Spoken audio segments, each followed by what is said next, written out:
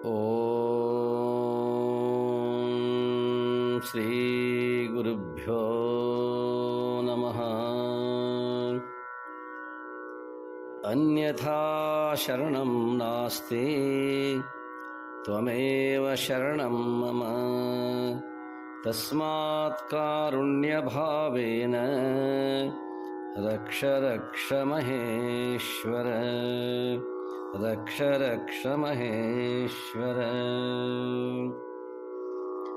ಶ್ರೀ ಭಗವಾನುವಾಚ ಅವಾಶ್ಚ ವಾದಾಂಶ್ಚ ಬಹೂನ್ ವದಿಷ್ಯಂತಿ ತವಾಹಿತಾಃ ನಿಂದಂತಸ್ತವ ಸಾಮರ್ಥ್ಯಂ ತತೋ ದುಃಖತರಂ ನು ಕಿಂ. ನಿನ್ನ ಶತ್ರುಗಳು ನಿನ್ನ ಸಾಮರ್ಥ್ಯವನ್ನು ನಿಂದಿಸುತ್ತಾರೆ, ಆಡಬಾರದ ಮಾತುಗಳನ್ನು ಆಡುತ್ತಾರೆ. ಇದಕ್ಕಿಂತ ಹೆಚ್ಚು ದುಃಖ ಇನ್ನಾವುದಿದೆ ಅರ್ಜುನ?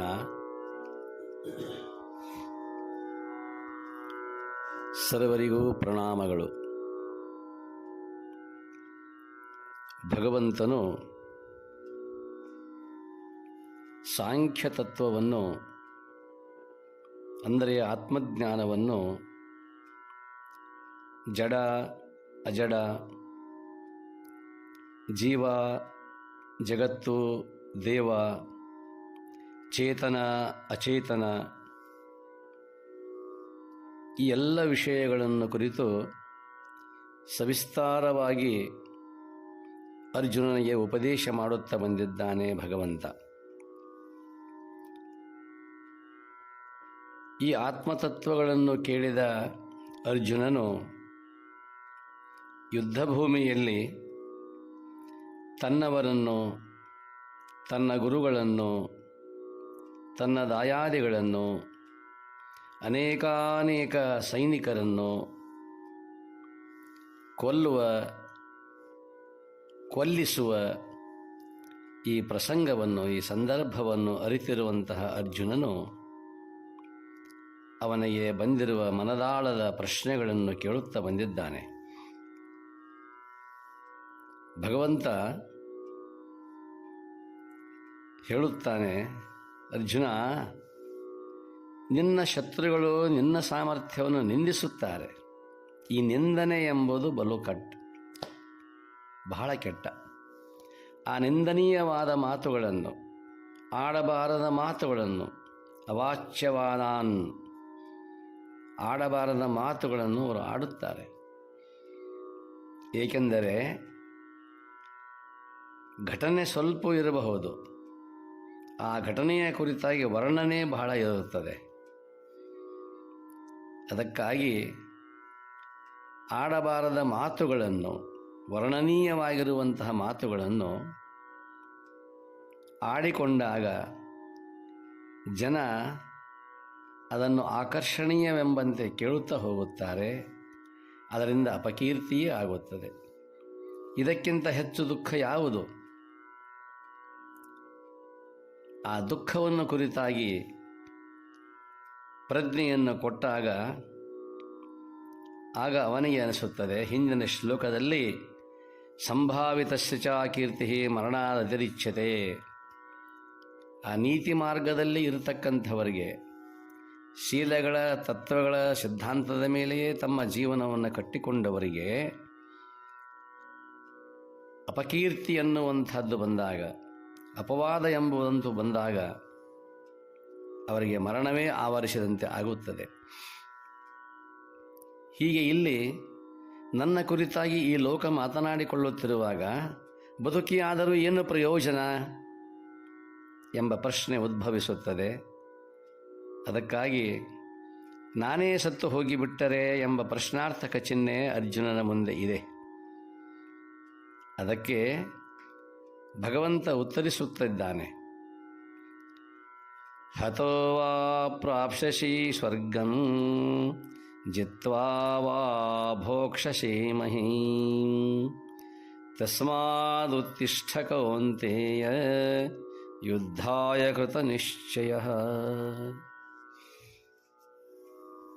ಕೌಂತೆಯ, ಒಂದು ವೇಳೆ ನೀನು ಸಮರಾಂಗಣದಲ್ಲಿ ಕಾದುತ್ತಾ ಪ್ರಾಣವನ್ನು ತ್ಯಜಿಸಿದರೆ,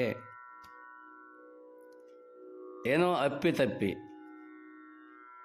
ನೀನು ಸತ್ತೇ ಹೋದರೆ, ನಿನ್ನ ಭಾವನೆಯಲ್ಲಿ ಏನೋ ಇದೆ, ನಾನು ಸಾಯುತ್ತೇನೆ, ಸತ್ತಿದ್ದೇನೆ ಎಂಬ ಭಾವ ಬರಬಹುದು. ಹಾಗಿಲ್ಲ ಅರ್ಜುನ. ಅದು ಆ ಯುದ್ಧ ಭೂಮಿಯಲ್ಲಿ ನೀನು ಕಾದುತ್ತಾ ಸೆಣಸಾಡುತ್ತಾ ಆಕಸ್ಮಿಕವಾಗಿ ಪ್ರಾಣವನ್ನು ತ್ಯಜಿಸಿಯೇ ಬಿಟ್ಟರೆ ಆ ಪ್ರಾಣ ಹಾನಿಯಲ್ಲ, ಅದು ವೀರ ಸ್ವರ್ಗದ ಪ್ರಾಪ್ತಿ. ಆ ವೀರ ಸ್ವರ್ಗದ ಸರ್ವ ಸುಖಗಳನ್ನೂ ಕೂಡ ನೀನು ಅನುಭವಿಸುತ್ತೀಯ. ಅಕಸ್ಮಾತ್ ಉಳಿದರೆ, ನೀನು ಗೆದ್ದರೆ ಸಮಸ್ತ ಭೂಮಂಡಲದ ಚಕ್ರಾಧಿಪತಿಯಾಗಿಯೇ ಸುಖಿಸುವೆಯಲ್ಲ. ಅಂದರೆ ಭಗವಂತನ ದೃಷ್ಟಿಯಲ್ಲಿ ಸತ್ತರೆ ವೀರ ಸ್ವರ್ಗ, ಗೆದ್ದರೆ ಭೂಮಂಡಲದ ಚಕ್ರಾಧಿಪತಿ, ಅಧಿಕಾರದ ಪ್ರಾಪ್ತಿ. ಆದುದರಿಂದ ಹೀಗೆ ಭೀರುವಾಗಿ ಕೊಳ್ಳಿರಬೇಡ, ಭಯಭೀತನಾಗಿ ಕೊಳ್ಳಿರಬೇಡ. ನಿನ್ನ ಸಮರ್ಥ ಶಸ್ತ್ರದೊಂದಿಗೆ ಏಳು. ವಿಳಂಬ ಬೇಕೆ? ಏಕೆ ತಡ ಮಾಡುತ್ತೀಯಾ? ಇದೋ ಈ ರಣದೇವತೆಯ ಕೊರಳಿಗೆ ನಿನ್ನ ವಿಜಯಮಾಲೆಯನ್ನು ತೊಡಿಸು ಎಂದು ಭಗವಂತ ಅಭಯ ವಾಣಿಯನ್ನು ನೀಡಿ ಆಶೀರ್ವಾದವನ್ನು ಮಾಡಿ ಮುಂದಿನ ಶ್ಲೋಕದಲ್ಲಿ ಭಗವಂತ ಅಪ್ಪಣೆ ಕೊಡಿಸ್ತಾನೆ. ಸುಖ ದುಃಖೇ ಸಮೇ ಕೃತ್ವಾ ಲಾಭಾಲಾಭೋ ಜಯ ಜಯ ತತೋ ಯುದ್ಧಾಯ ಯುಜ್ಯಸ್ವ ನೈವಂ ಪಾಪಮವಾಪ್ಸ್ಯಸಿ. ಈ ದ್ವಂದ್ವಗಳ ಬಗ್ಗೆ, ಸುಖ ದುಃಖ, ಲಾಭ ಅಲಾಭ, ಜಯ ಅಪಜಯ, ಇವುಗಳನ್ನು ಕುರಿತಾಗಿ ಭಗವಂತನು ಹೇಳುತ್ತಾನೆ. ಅರ್ಜುನನು ದ್ವಂದ್ವದಲ್ಲಿ ಸಿಲುಕಿಕೊಂಡಿದ್ದಾನೆ. ಅಂದರೆ ಮಾಡಬೇಕೋ ಮಾಡಬಾರದೋ, ಇದು ಸರಿಯೋ ತಪ್ಪೋ, ಇದು ಶಾಶ್ವತವೋ ಅಶಾಶ್ವತವೋ, ಇದು ದ್ವಂದ್ವ ನೀತಿ. ಈ ದ್ವಂದ್ವವನ್ನು ತೆಗೆದುಹಾಕುವುದೇ ಭಗವಂತನ ಉದ್ದೇಶ. ದ್ವಂದ್ವಾತೀತನಾಗಬೇಕು ಎಂಬುದಾಗಿ ಉಪದೇಶ ಮಾಡುತ್ತಾನೆ. ಭಾರತ, ಯುದ್ಧ ನಿನ್ನ ಧರ್ಮ. ಕ್ಷತ್ರಿಯನ ಧರ್ಮ ಏನೋ ಯುದ್ಧ ಮಾಡುವುದೇ ಆಗಿದೆ, ಹೋರಾಟ ಮಾಡುವುದೇ ಆಗಿದೆ. ಅದನ್ನು ಪರಿಪಾಲಿಸು. ಅದೇ ಪಾವನ ಕರ್ತವ್ಯ. ಅದರಿಂದ ದೊರೆಯಲಿರುವ ಜಯ ಅಪಜಯ, ಲಾಭ ಹಾನಿ, ಸುಖ ದುಃಖ, ಈ ದ್ವಂದ್ವಗಳ ಕಡೆಗೆ ನಿನ್ನ ಮನಸ್ಸನ್ನು ಹರಿಸದಿರು. ಅವು ಅಮುಖ್ಯವಾದವುಗಳು. ಕರ್ತವ್ಯ ಧರ್ಮ ಒಂದೇ ಮುಖ್ಯ. ಅದನ್ನು ನೆರವೇರಿಸುವುದರಿಂದ ಪಾಪದ ತಿಲಾಂಶವೂ ಕೂಡ, ಎಳ್ಳು ಕಾಳಿನಷ್ಟೂ ಕೂಡ ನಿನಗೆ ಲೇಪಿಸಲಿಕ್ಕೆ ಸಾಧ್ಯವೇ ಇಲ್ಲ. ಏಕೆಂದರೆ ನೀನು ಸಾಮಾನ್ಯನಲ್ಲ, ಕ್ಷತ್ರಿಯ. ನಿನ್ನ ಕರ್ತವ್ಯವೇ ಅದಾಗಿದೆ. ಹೋರಾಟ ಮಾಡುವುದು, ಯುದ್ಧ ಮಾಡುವುದು. ಗೆಲ್ಲಲಿ ಸೋಲಲಿ ಆ ಪ್ರಶ್ನೆ ಬೇರೆ. ಏಕೆ ಹಿಂಜರಿವೆ? ಏಳು, ಅಣಿಯಾಗು. ದೃಢನಿಶ್ಚಯ ಭಾವದಿಂದ ವೈರಿಗಳನ್ನು ಎದುರಿಸು. ಈ ತೊಳಲಾಟವನ್ನು ಬಿಟ್ಟು ಬಿಡು. ಮುದ್ದುರಾಮ ಹೇಳುತ್ತಾನೆ, 100 ತೊಳಲಾಟದಲ್ಲಿ ಮುಳುಗಿ ಜನ ಮನುಜ, ಏಕೆ ತಾ ಸಿಲುಕುವನು ಮಂಕಾದ ನೆಲೆಗೆ. 100 ತೊಳಲಾಟದಲ್ಲಿ ಮುಳುಗಿ ಜನ ಮನುಜ, ಏಕೆ ತಾ ಸಿಲುಕುವನು ಮಂಕಾದ ನೆಲೆಗೆ. ತಮದ ವರ್ತುಲದಿಂದ ಹೊರ ಬಂದರಿದೆ ಬೆಳಕು, ತಮದ ವರ್ತುಲದಿಂದ ಹೊರ ಬಂದರಿದೆ ಬೆಳಕು. ಕಣ್ತೆರೆದರಿದೆ ದಾರಿ ಮುದ್ದು ರಾಮ, ಕಣ್ತೆರೆದರಿದೆ ದಾರಿ ಮುದ್ದು ರಾಮ. ಒಂದು ತೊಳಲಾಟವಲ್ಲ, ನೂರಾರು ಸಾವಿರಾರು ತೊಳಲಾಟದಲ್ಲಿ ಮನುಷ್ಯನು ಮುಳುಗಿದ್ದಾನೆ. ಏಕೆ ತಾ ಸಿಲುಗುವನು ಮಂಕಾದ ನೆಲೆಗೆ. ಅವನ ಬುದ್ಧಿ ಮನಸ್ಸು ಮಂಕಾಗಿ ಬಿಟ್ಟಿದೆ, ಏನೂ ತೋಚದಾಗಿದೆ.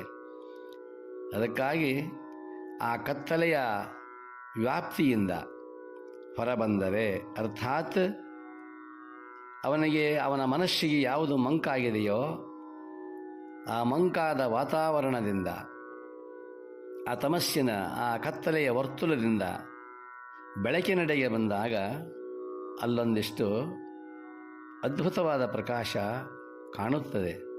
ಆದರೆ ಕಾಣಬೇಕಾದರೆ ಕಣ್ಣು ಮುಚ್ಚಿಕೊಂಡು ಪ್ರಕಾಶದ ಅನುಭವವನ್ನು ಅನುಭವಿಸುತ್ತೇನೆಂದರೆ ಸಾಧ್ಯವಾಗದು.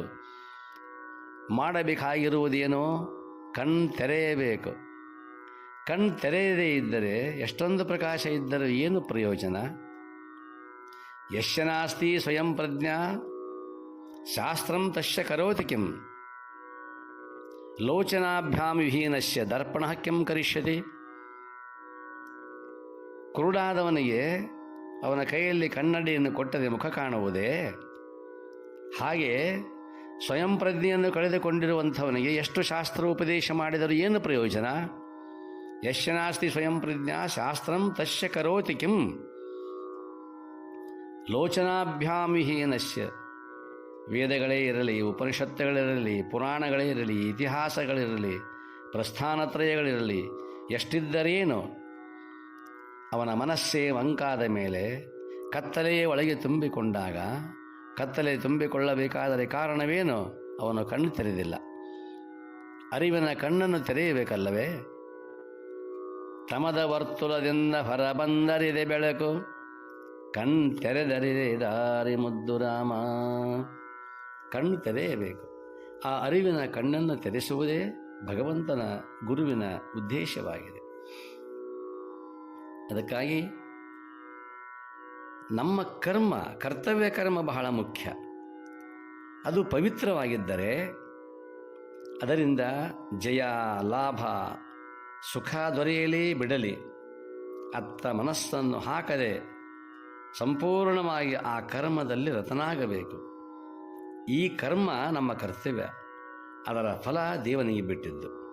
ಹುಟ್ಟಿಸಿದ ತಾ ದೇವ ಹುಲ್ಲು ಮೇಯಿಸುವನೇ, ಈ ಭಾವ ಅಗತ್ಯವಾದದ್ದು. ನಾವು ಬಡವರಾದರೆ ಅದರಲ್ಲಿಯೇ ಸಂತೋಷ ಪಡೋಣ. ಶ್ರೀ ತಾನಾಗಿಯೇ ಬಂದರೆ ದೇವಕರುಣೆ ಎಂದು ಸ್ವೀಕರಿಸಿ ಜನತೆಯ ಸೇವೆಯನ್ನು ಮಾಡೋಣ. ಯಾವುದಕ್ಕೂ ಮಾನ್ಯತೆ ಬೇಡ. ನಮಗೆ ಪ್ರಾಪಂಚಿಕ ಜಯವೇ ಬೇಕು, ಸುಖವೇ ಬೇಕು ಎಂದರೆ ಅದು ಸಾಧ್ಯ. ಮಾನವರಾದ ನಮಗೆ ಕರ್ಮಾಸಕ್ತಿ ಬೇಕಲ್ಲದೆ ಫಲಾಪೇಕ್ಷೆಯಲ್ಲ. ಹರಿಶ್ಚಂದ್ರ ಮಹಾರಾಜ ಸತ್ಯವಚನವನ್ನು ನುಡಿಯುವಲ್ಲಿ ಆಸಕ್ತಿಯನ್ನು ತೋರಿದ. ರಾಜ್ಯ ಭೋಗ ಎಲ್ಲವೂ ಕೈಬಿಟ್ಟು ಹೋದರು, ಪತ್ನಿ ಹೋದರು, ಸುತ ಹೋದರು, ಅತ್ತ ನೋಡಲಿಲ್ಲ. ಅದು ಕಾರ್ಯಕೌಶಲ್ಯ. ಇದು ಕರ್ಮಯೋಗಿಯ ಬಾಳು. ಹೀಗೆ ಫಲಾಭಿಲಾಷಿ ರೈತನಾಗಿ ಫಲದ ಮೇಲೆ ಅಪೇಕ್ಷೆಯನ್ನು ಇಡಲಾರದನೆ ಕರ್ಮ ಪ್ರೇಮಿಯಾಗಿ ಕರ್ತವ್ಯದಲ್ಲಿ ತೊಡಗಿದರೆ ಆ ದುಡಿತಕ್ಕೆ ಪಾಪವು ಎಂದೂ ಅಂಟದು. ದೇವಕೃಪೆ, ಮನಃಶಾಂತಿ ತಾನಾಗಿಯೇ ಸಮನಿಸುವವು ಎಂಬುದಾಗಿ ಕೃಷ್ಣ ಉಪದೇಶವನ್ನು ಮಾಡಿದ. ಭಗವಂತನ ಉಪದೇಶವನ್ನು ಕೇಳಿದ. ಈಗ ಇನ್ನೊಂದು ಮಾತನ್ನು ಹೇಳಿ ಭಗವಂತ, ಇಲ್ಲಿಯವರೆಗೆ ನಾನು ಸಾಂಖ್ಯ ವಿಚಾರವನ್ನು ಹೇಳಿದೆ. ಏಷಾತೆ ಅಭೀತಾ ಸಾಂಖ್ಯೇ ಬುದ್ಧಿರ್ಯೋಗೇ ತ್ವಿಮಮಾಂ ಶೃಣು ಬುದ್ಧ್ಯಾಯುಕ್ತೋ ಯಯಾ ಪಾರ್ಥ ಕರ್ಮಬಂಧಂ ಪ್ರಹಾಸ್ಯಸಿ. ಅರ್ಜುನ, ಇಷ್ಟೊತ್ತಿನವರೆಗೆ ನನಗೆ ಸಾಂಖ್ಯಯೋಗವನ್ನು ನೀಡಿದ್ದೇನೆ. ಇನ್ನು ಮೇಲೆ ಕರ್ಮಯೋಗವನ್ನು ಪ್ರತಿಪಾದಿಸುತ್ತೇನೆ. ಈ ಕರ್ಮಯೋಗ ಸಾಧನೆಯ ಮೂಲಕ ಕರ್ಮಬಂಧನದಿಂದ ಮುಕ್ತನಾಗುವೆ. ಏಕೆಂದರೆ ಸಾವಿನ ಬಗ್ಗೆ ನನಗೆ ಕಲ್ಪನೆ ಇತ್ತಲ್ಲ, ಆ ಕುರಿತು ಪ್ರಶ್ನೆಯನ್ನು ಕೇಳಿದ್ದೆಲ್ಲ, ಅದಕ್ಕೆ ನೀನು ಇನ್ನು ಮೇಲೆ ಕರ್ಮಯೋಗಕ್ಕೆ ತತ್ಪರನಾಗು. ಹಾಗಾದರೆ ಸಾಂಖ್ಯವೆಂದರೇನು, ಸಾಂಖ್ಯಯೋಗವೆಂದರೇನು, ಆ ಕುರಿತಾಗಿ ಒಂದಿಷ್ಟು 2 ಮಾತುಗಳನ್ನು ನಾಳೆಯ ದಿವಸ ಉಪದೇಶ ಮಾಡಿ ಮುಂದಿನ ಕಾರ್ಯಕ್ಕೆ ಅಣಿಗೊಳಿಸುತ್ತಾನೆ ಭಗವಂತ ಅರ್ಜುನನನ್ನು. ಆ ವಿಷಯವನ್ನು ನಾಳೆ ನೋಡುವ. ಎಲ್ಲರಿಗೂ ಪ್ರಣಾಮಗಳು. ಓಂ ಶಾಂತಿ ಶಾಂತಿ ಶಾಂತಿ.